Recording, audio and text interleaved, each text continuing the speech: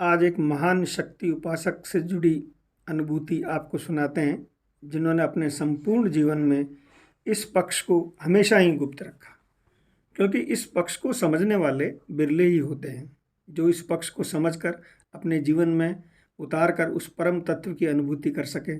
वैसे इस गुप्त निधि को मैं इसलिए बता रहा हूँ कि आज हम आध्यात्मिक पूंजी से दूर होते जा रहे हैं। हमें अंदर से विश्वास ही नहीं कि आज भी हमारा इष्ट हमसे मिल सकता है, हमें अपनी प्रत्यक्ष अनुभूति करा सकता है, हम पे कृपा कर हमारी सभी समस्याओं को हमें उबार सकता है।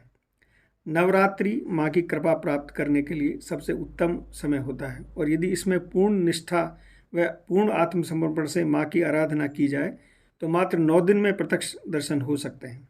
बिना माँ की कृपा से आप जीवन में ना आध्यात्मिक उन्नति कर सकते हैं और ना लौकिक, क्योंकि माँ को योगमाया कहा गया है और कोई भी अवतार हुआ हो वो योगमाया को अपने साथ लेकर आया। श्री कृष्ण से पहले योगमाया का अवतार पूर्णमासी के रूप में हुआ और उन्होंने आकर सारी व्यवस्था की। गोपियों ने भी श्री कृष्ण की पूर्ण प्राप्ति के लिए माँ कात्यायनी की आराधना की और माँ ने प्रसन्न होने के बाद उन्हें श्री कृष्ण प्राप्ति का आशीर्वाद दिया। मतलब जब तक आप माँ अपनी संतान को इस काबिल न समझे कि अब वो पिता से मिलने योग्य है, तब तक कोई भी प्राणी पिता से नहीं मिल सकता है। सभी संप्रदायों में माँ की आराधना किसी न किसी रूप में करनी ही पड़ती है। अब मैं एक ऐसे भक्त की सच्ची घटना आपको सुना रहा हूँ। इस कली काल में माँ की प्रत्यक्ष अनुभूति की यह घटना दासोड़ी बीकानेर के भक्त श्री भंवर पृथ्वीराज जी रत्नू की है, जिनकी आध्यात्मिक पूंजी का एकमात्र उत्तराधिकारी दास को माना। मैं इस उपकार के बदले उनके श्री चरणों में बारंबार प्रणाम करता हूँ कि इस अधम को उन महापुरुषों ने अपनी आध्यात्मिक जीवन के रहस्यों, अपनी अनुभूतियों से परिचित कराया। और अब आप लोग जो इसे सुन रहे हैं, अपने भाग्य की सराहना करें कि ऐसी दिव्य अनुभूति के आप साक्षी होने जा रहे हैं। आपने मुझे बताया कि नवरात्रि प्रारंभ होने वाली थी और मैं अपने सभी कार्यों से छुट्टी लेकर माँ की आराधना का मन बनाकर गांव चला आया था।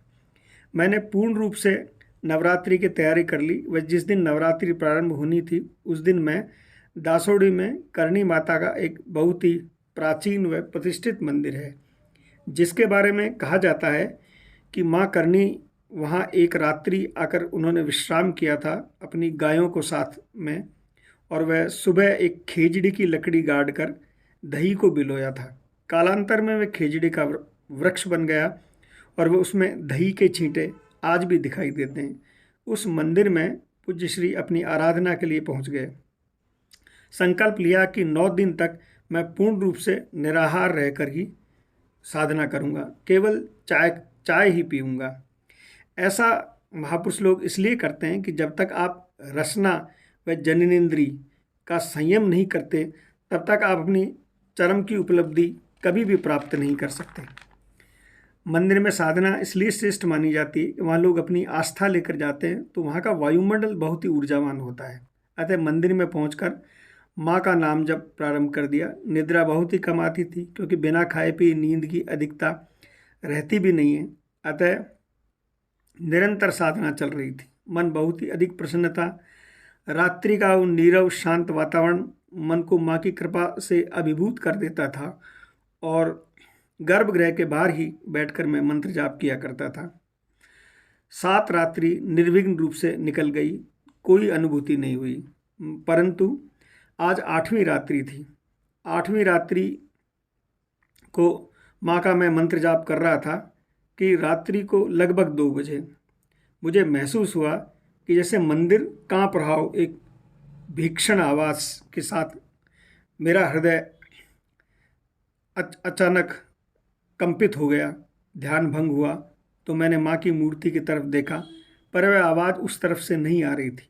तो मैंने बाहर की तरफ देखा।